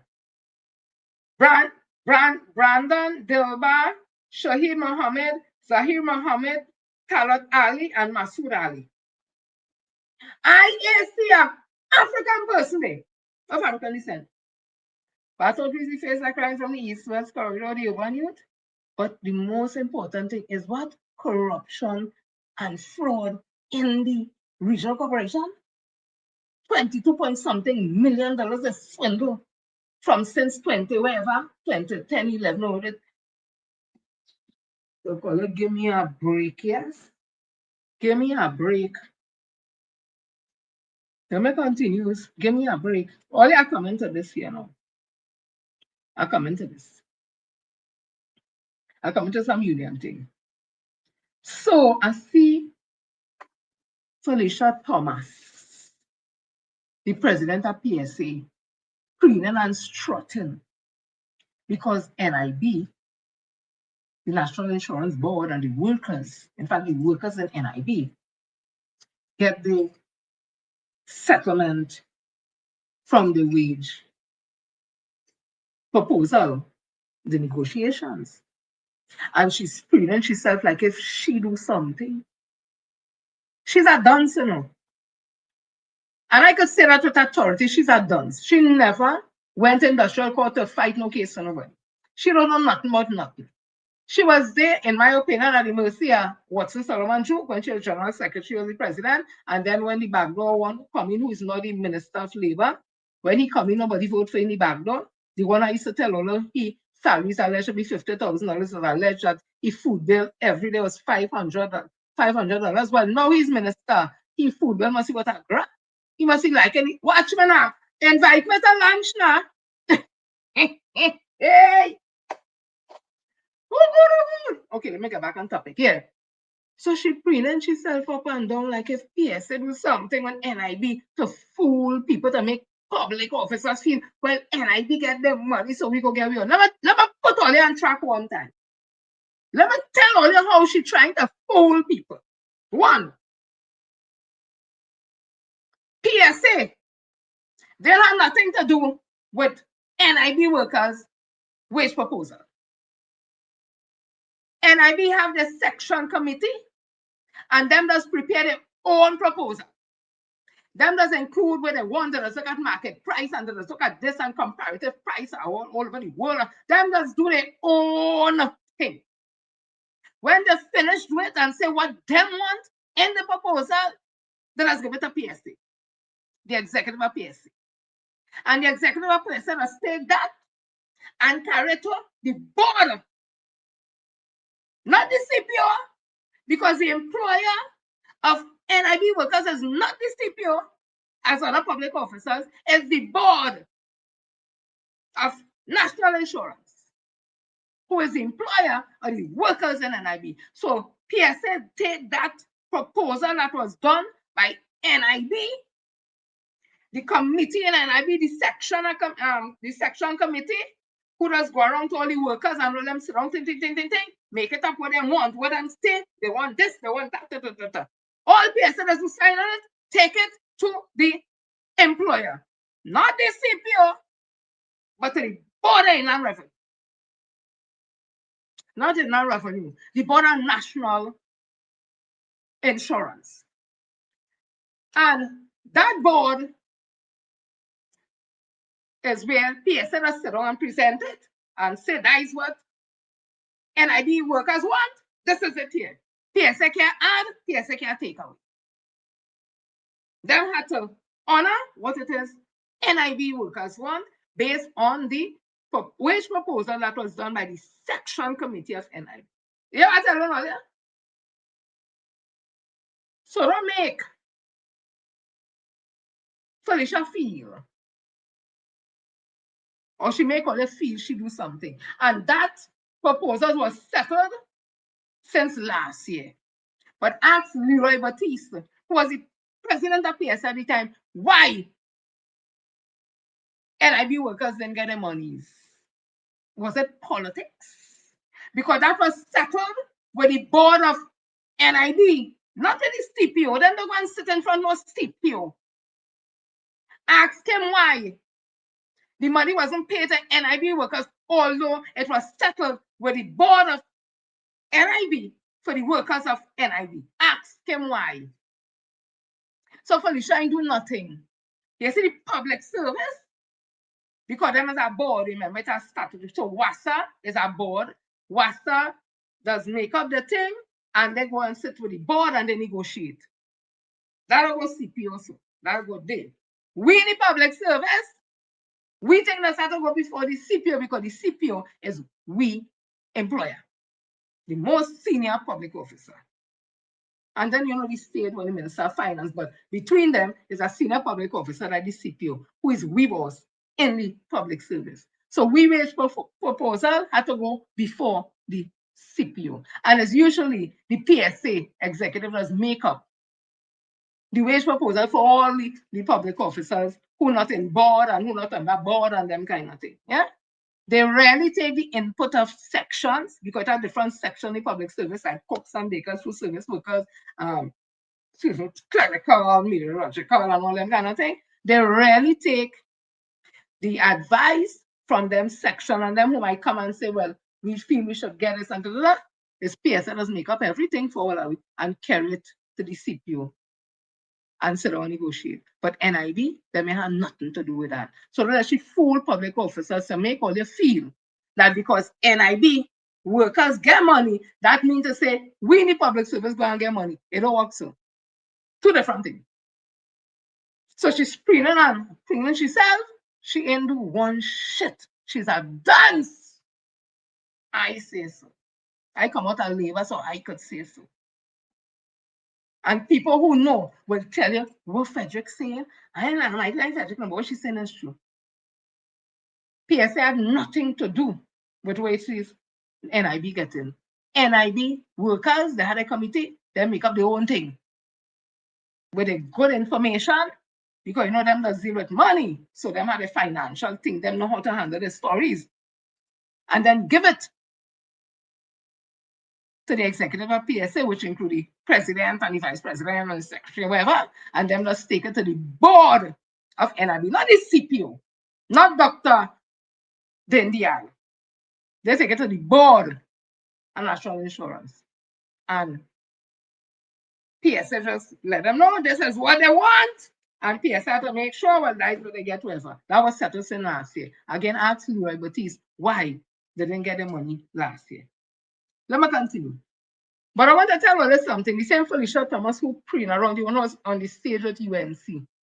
So anybody who victimized workers politically, whoever is she, Because she's the one who was going around. She and Robertis was going around to ministries and having meetings and letting public officers know. Well, if you vote for the UNC, that was basically was telling them they only get 10%. She say, with she own mouth, she whole mouth, that she work, a paraphrasing, is to make sure she put the PNM out of office. She was the president of PSA. She's the one went up on a stage on election, during the election, and a what you call it thing? Political hosting. And talk about it. They say, my man, stop that. And what they want, and they do, UNC. Who politicize it? Because you know what you simply did? The union that represent all people, all races, whether you vote, you don't vote, you like PNM, UNC, whoever the hell is, whether it's man, woman, child, whatever, not child, but man, woman, or whatever. Don't matter if it's Orisha, yes, Shango, yes, Christian, Catholic, Hindu, Muslim, whatever, yeah, the union is supposed to represent you. What you did, you politicize the union, Felicia Thomas, and then make it a UNC union. And when you make it a UNC woman, only basically say if you look like African like me, it means you support the PNM. So if you support the PNM, you have nothing to get. It's only politicize it, not the PNM. But you was right there with Watson Solomon joke, you bitch. Oh God. That's a Freudian slip. Please accept my apologies. It was a Freudian slip, so I must be thinking it and it come out. You Felicia Thomas, you ain't no good. He was right there with Watson Solomon joke. He was the general secretary for years. I want all you to listen to this. Tell public officers why we still on 2013 salaries. All you listen to this. And again, my apologies. It just slip out, like Oprah just like, but we's big people still, right? We's big people and understand the context, right? So listen to this. Let all public servants, all workers in the country know that the government has made an offer. I have not even looked at the offers yet, I know they have made one. And I will look at it next year. I'm not worrying myself right now because I know they are on folly. When we look at it next year, we will decide whether we'll accept the offer or not. So that's all I'm saying. That was in 2019, coming around Christmas time. Watson Solomon told public officers, the Minister of Finance offered him a settlement for the period 2014 to 16. He ain't even look at it yet because he feel on folly. He'll do the next year. The process is, if you get a settlement from the Minister of Finance, you call a general counsel and you let us know what the settlement is. And we will go back to the section and tell him, okay, the government say X, Y, Z, X, Y, Z, and then they say, oh, hey, whoever we come back, whoever. He never opened it. He said, you open it the next year. So listen to him in 2020.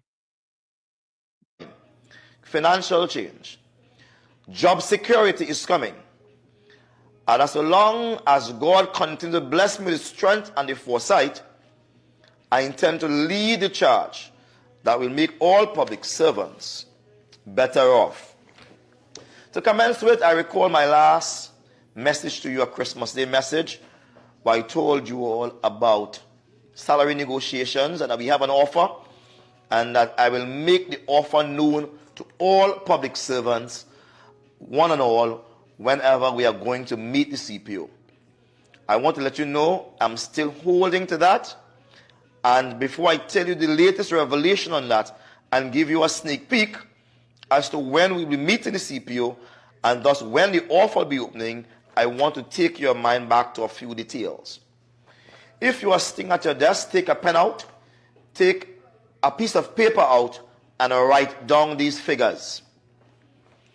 You see, when this PSA meets with the CPO, we do so on a high level, with a certain level of dignity, with a certain level of competence, with the ability to lead you, not to mislead you. Right? That is Watson Solomon took in 2020. And to this day, that piece of nastiness, along with that girl, that why was slip out my mouth, is what thinking in my head. She was right there. They never come to public office. They never come to General Counsel to tell me what the offer was for the period 2014 to 16. We could have been on 2016 salaries probably or now. We understand that the offer back then was 9%. They never come to us because Duke was playing politician and Felicia Thomas was right there with him. He became the minority leader and then he formed his own political party. So he wants to be the employer. So you can't be employer and employer at the same time. But they don't talk about that. It's rowdy bad and rowdy wicked. Back then they didn't have no COVID-19. We get a settlement offer for the period 2014 to 16 and Watson, Solomon, Duke and Felicia Thomas. And whoever was the first vice president then, they refused to tell public officers where it is and drag we down. So up to this day, 2025, we still on 2013 salary. And she want to pre-know like if them win something. PSA didn't win nothing for NIB. The NIB, you people who should be praised for this, is the Section Committee of National Insurance Board. It's them workers who make up the wage proposal supposed to be thanked today. Because it's them make up the one thing. All the union do, Leroy and them do, is just carry it to the board. Because the board is employed, the board has paid them. And it was approved since last year. Why the workers didn't get their money? So little Felicia Thomas, fool all here. She ain't do nothing. She can't do nothing. She's a dunce. She knows nothing.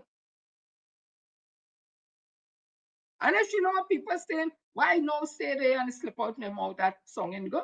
If she know what people saying about she should put she head some way.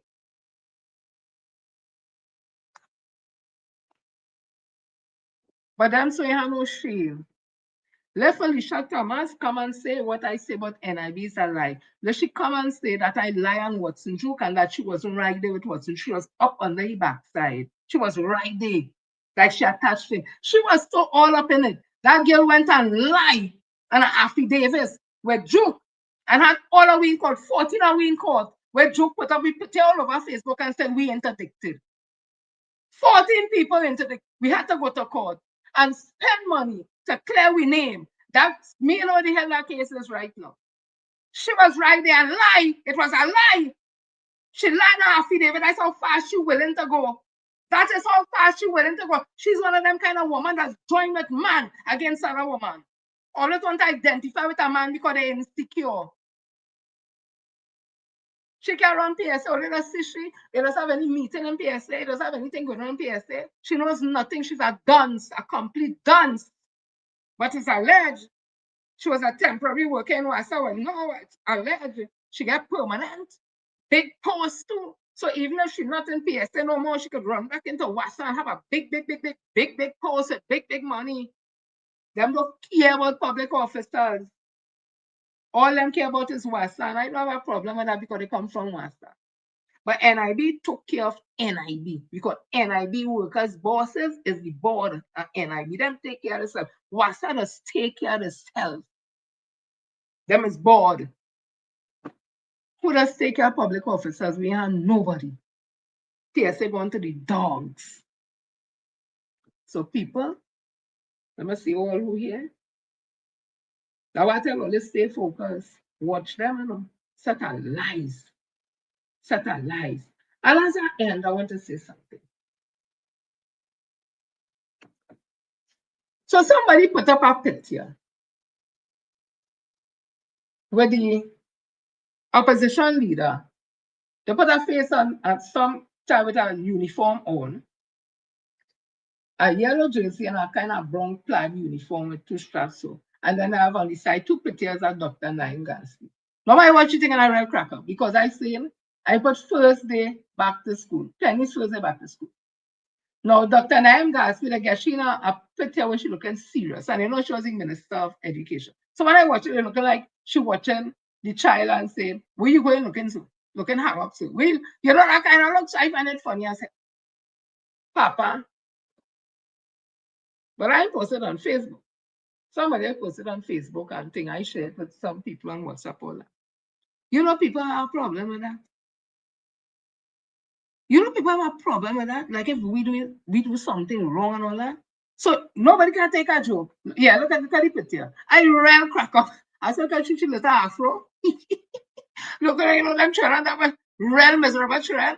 I had a lot of fun. And then Dr. asked me what you like. Where you going looking so? Where you going? Where you know coming from? You know that kind of way. And she feels like, mess. I know. Watch when I real cracker. People out, you know, them have a problem with that. So we can have no fun, we can have no joke. Don't make no joke about she. Don't talk nothing serious about she. Don't question she. Just follow she. When they was putting up Dr. Rowley's face all over, we head on feces and all kind of things to do Dr. Rowley. Means you only carry on so. Man politician, woman politician, same hand assault, you know. And if the opposition leaders can take talk and criticism, but she's not ready for this work.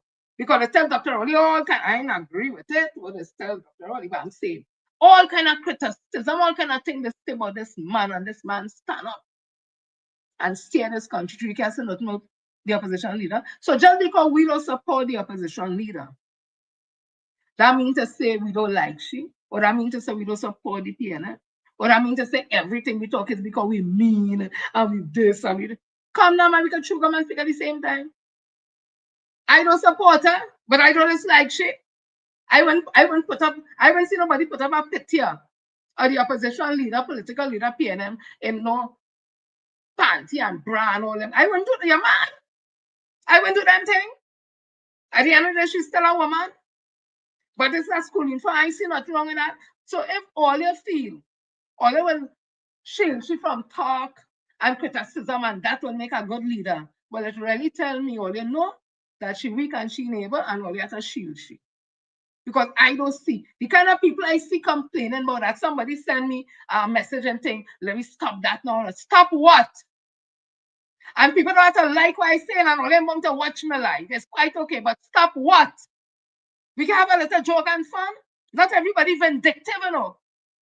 Not everybody malicious, you know. That wasn't done and put up because we're vindictive and vicious, you know. We just found it damn funny. I don't see nothing degrading in that. Well, there's a set of some of that set in disingenuous and deceitful. That some of is. Don't say nothing about the opposition leader. Don't say. And as somebody say, she has thousands and thousands and thousands and thousands of people who love and support her. Well, okay, we happy for her. So what are they worried about Jennifer Frederick say she's supporting she? Or Darren Marcel or Eric. What? So what? And she has thousands and thousands and thousands? Okay. And her meetings are always filled to capacity and they love her. Okay, nobody vexed at all yet. Nobody don't say nobody should love she. But come on, man. And lastly, the grandparents' bill. We all know the grandparents' bill. Who didn't know? It's a bill that they could go back a little further than having a parent who born here, somebody who wants to take part in to represent this country in sports. So before, even if you're born in America, Canada, Germany, wherever, and you have a parent or parents born in Trinidad, and you wanted to represent this country in football or sports, you're going to be able to do that once you pass the regular test, blah, blah, blah, fitness, blah, blah, blah. Excuse me. But apparently that has gone beyond that because there are other countries not going to look at grandparents. So if your grandparents are born in a country, but you were born in another country and you're willing to play sports with them, blah, blah, blah, you'll be accepted. So this country has adopted that too, or has gone to parliament to adopt that, because what is happening with the football? They are saying the Football Federation acts this because they're saying there are footballers out there who are willing to pay for this country, but the parents wasn't born here, but the grandparents are born here. So that law was the grandparent law. So that came to the parliament and all that, right? Now, the UNC, as usual, being the normal self, they didn't bring that alone. They bring some other clause we talk now about. You don't even have to have nobody biological from here, but you could come here and be, if he's a lawyer, a doctor, this, that, anybody could come here and get citizenship. Now, I can understand when the PNM had a problem with that, because that's not what we come there to debate. We come to debate the grandparents' law to treat with sports. Because, you know, we're taking part in the World Cup and we want a good team, we want some strikers, we want some midfielders and that. So if you could get them people from outside come strengthen, because we have some serious game we have to win, right? And all the people who talking about Dwight York should resign and all that, why all the hush on the backside? If only know so much, why the hell only go and coach the team? Only always sitting on the sideline and always all kind of coach and know who should this and who should that. Leave the blasted man alone with the team. If when he gets the new players now under this new thing and they get and they go to right. But what are you jumping the man for? All you always know what can I do, what should I do, and when all the time to go and do it, all the blasted don't know what to do. Leave the blasted man, or leave that joke alone. Somebody never even touch a blasted ball. Anyway, so the opposition now would have spoken out against them. The other clauses, we're going to say, it's this alone we come for, you know. The grandfather thing, not now to tell me anybody could come with. I don't have a problem with that. You know the problem I had? Is when all of them vote no. Because if they go on hand said that they didn't vote no just for them two clauses they like, you know. If they vote no, they vote for not having the grandfather clause at all. And it would go down, people saying the PNM then vote, the PNM vote against, we getting players to come down here. You know, Trinidadians is. And that will remain in people's mind. It is World Cup time, wherever we could get footballers to come in and the PNM vote against the government for bringing that to thing. And whatever. The better thing to do, in my opinion, was to abstain. Because when you abstain, you kind of hold a middle ground. It's like, hey, we agree with the grandfather law, you know, that if you're outside there and you could play football, blah, blah, blah, your grandparents will make it. We agree with that fully. But we don't agree with no clause now, with no professional coming and this one coming and they have no grandparents, press, nothing at all. Come now, man. Only have no political astuteness and sense and thing I want. Only have no sense and thing I want. Of course, now, man, up the antenna. Let people see that only have some kind of skill or something, or they vote no. So all they go register, or they vote against the whole bill. So now only I have to try to explain. As I hear what somebody was saying, now if only abstain, only can come out and explain why you abstain. Listen, we abstain because of the fact that we agree with this part, you know, but you see that part of the bill, and then only can talk about the whole thing with voter pardon and this and that. That's a different thing. But let's tie up the whole thing and say no. That's the end of the conversation. Or the vote against the bill. Come, we're not going to get some sense, boy. Anyhow, let me look at the lock off here. Let me see all who here. And I just bring a little niceness to it. It has some little goodness, I call it niceness, right? To just thing and who vex the laws. That's how it is. Send me something. I see some group put up a whole thing about the opposition leader, and I read it. I say, right, look at it. But all they put up is the different office she hold. That is good. That is good. Tell me what she do. They can't show you what she do yet. Only she had this office and she was there long and she had this office. We hear that. What she do in them office and then? What she do in the UN? What bill she helped to pass? What conversation she lead in debate in the house? With nothing. And all of us vex when we say. Anyway, just look at this and then let me see all who here. Shout out all the people on Facebook. I ain't forget all, you know, but oh God, let me tell you something. The list is so long. I thank you all for the support as usual. I love you all. I start off with you all. And all they never let me down. All they always stay with me.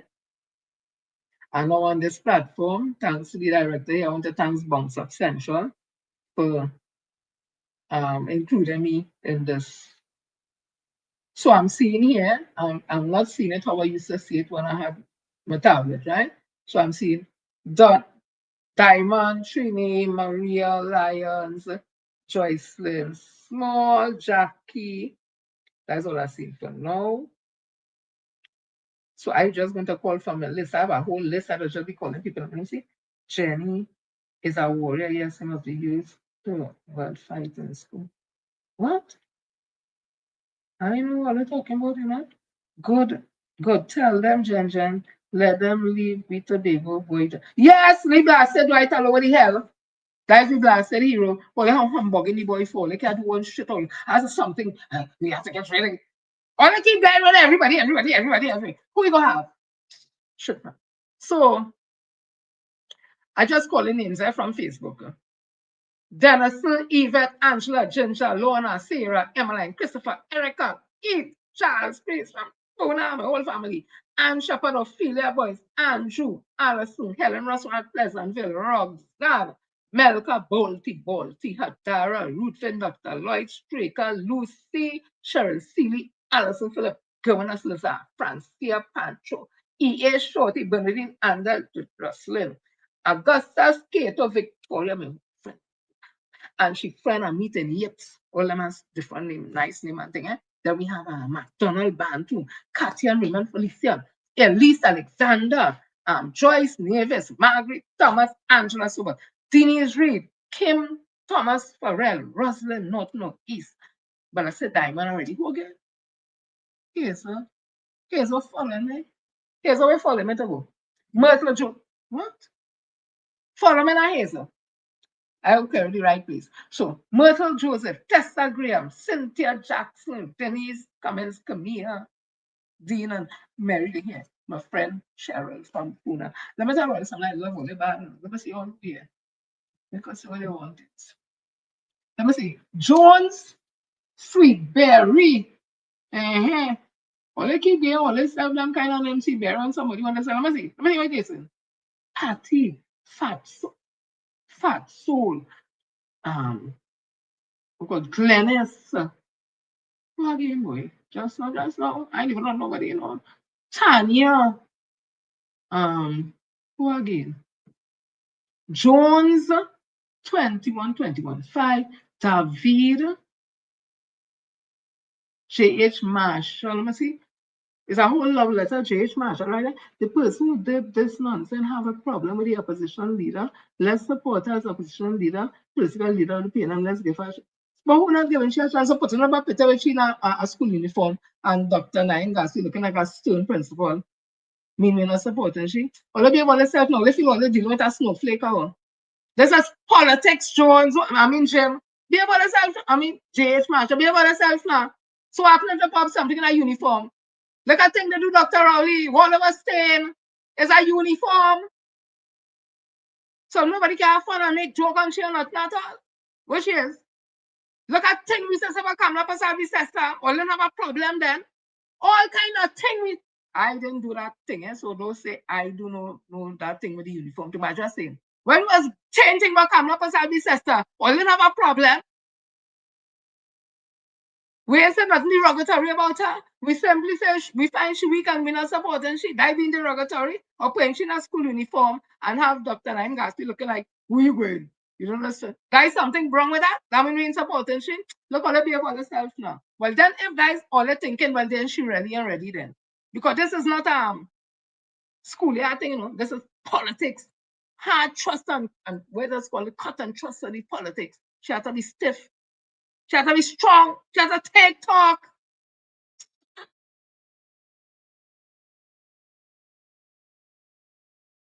Okay, good, yes.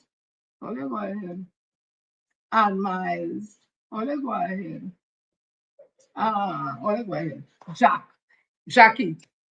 Thanks you all, everybody, for listening locked on tuning to listen to what I have to say. And I just bring back this solid. Well, the person thing who I just right there, you go say, look what she doing. So I'm playing this. Let me see if all they go say is something I trained for the opposition leader. Let me see that.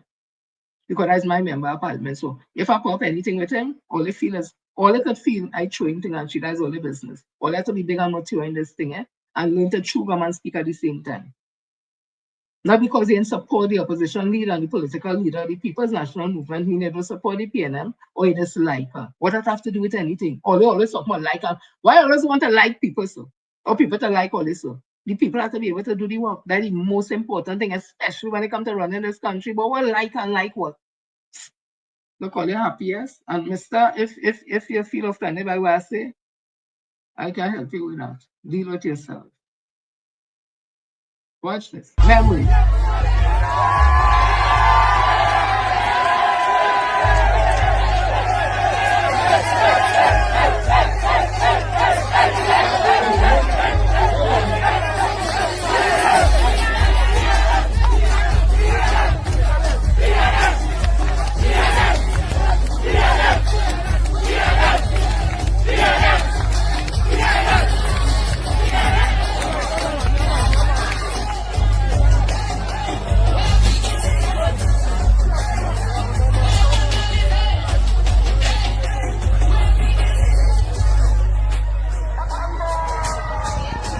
Definitely the youngsters are telling us. The youngsters, the school children are telling us April 28th. choice, one party.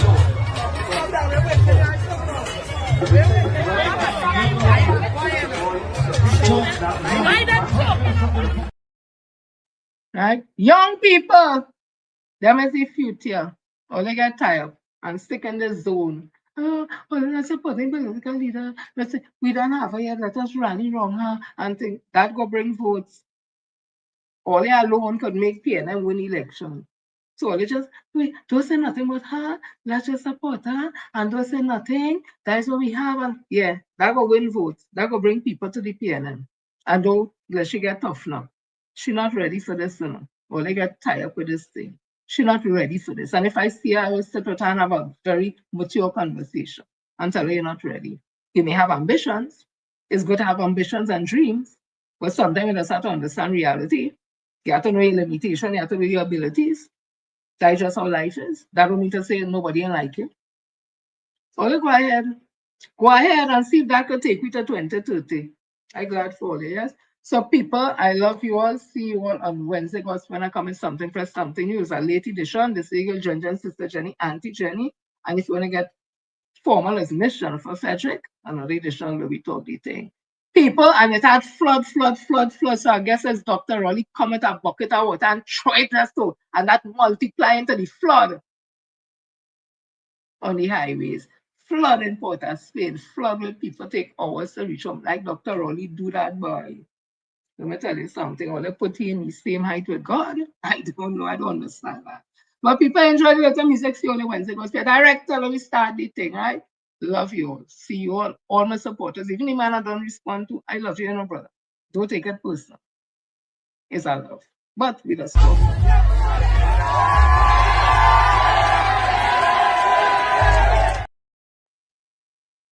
So I'm out. Director, do your thing. I'm out. Are you ready? Time to ring the bell. I'm Trinidad Tobago.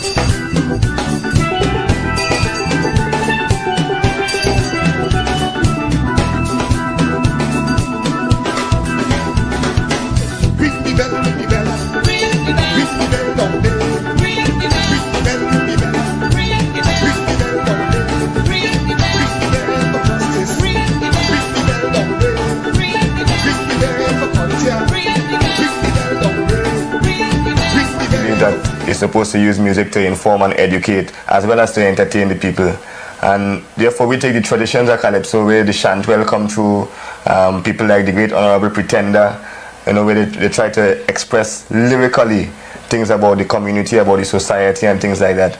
We use this tradition, and what we do is extend the musical base and create or flavor more towards the African vibrations within the music. And when you sum it all up, you say that the poetry of calypso or the rap of soca, the power of the word in the rhythm of the word, that directly is.